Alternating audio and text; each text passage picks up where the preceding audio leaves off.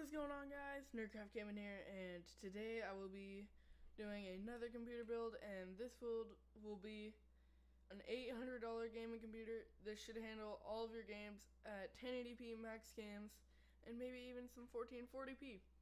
You might have to turn the settings down a little bit, but hey, it'll still look pretty good. Let's just get right on into this video, guys.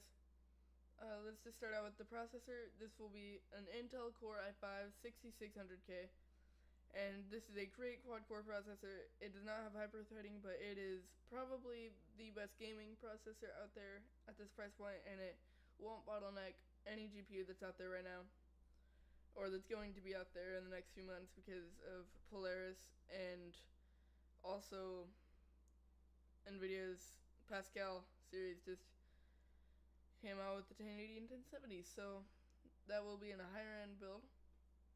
But the CPU cooler will be a Corsair H60 CPU cooler, liquid cooler, and I did this in the $500 build, and the reason that I'm doing it in this one also is just because it is a great cooler.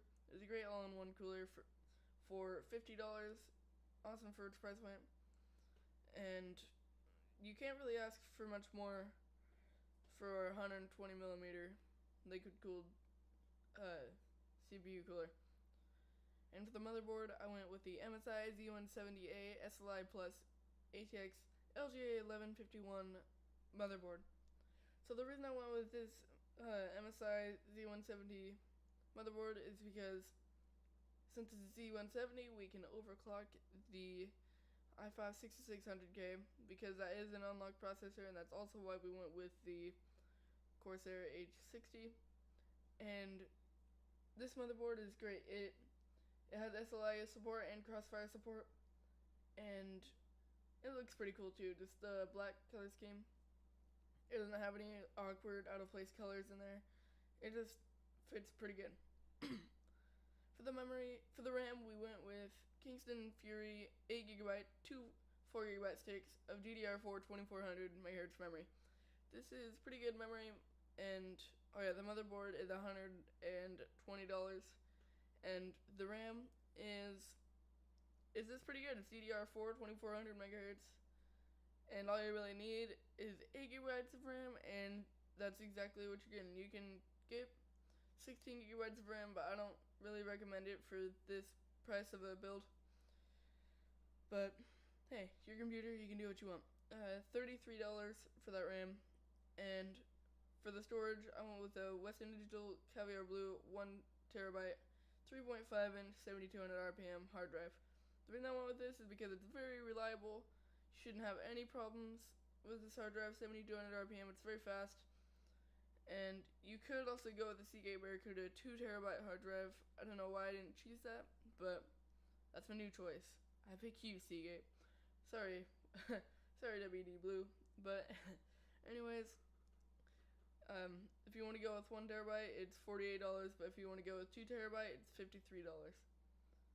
And for the graphics card, this hasn't been released yet, but it should be released very soon. It is the Radeon RX 480. This is a $200 graphics card, and it should be very good for 1440p gaming, and it should handle all of your games very well. So yeah, you'll see more about that when it comes out. Probably not for me. I don't know, I might do a review on it. But for the case, I went with the NZXT S340 black and red ATX mid-tower case.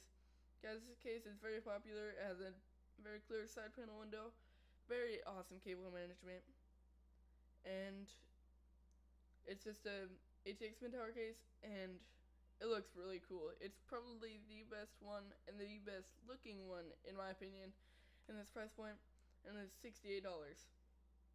And last but certainly not least, we need something to power the system, so I chose the EVGA 750-watt 80 plus bronze certified semi-modular ATX power supply. So this is an EVGA Supernova, and it is very good. It is very reliable and it is semi-modular, so you should be able to do some good cable management for your system. And that is all I have, guys. Please remember to rate, comment, and subscribe. I'm out. Peace.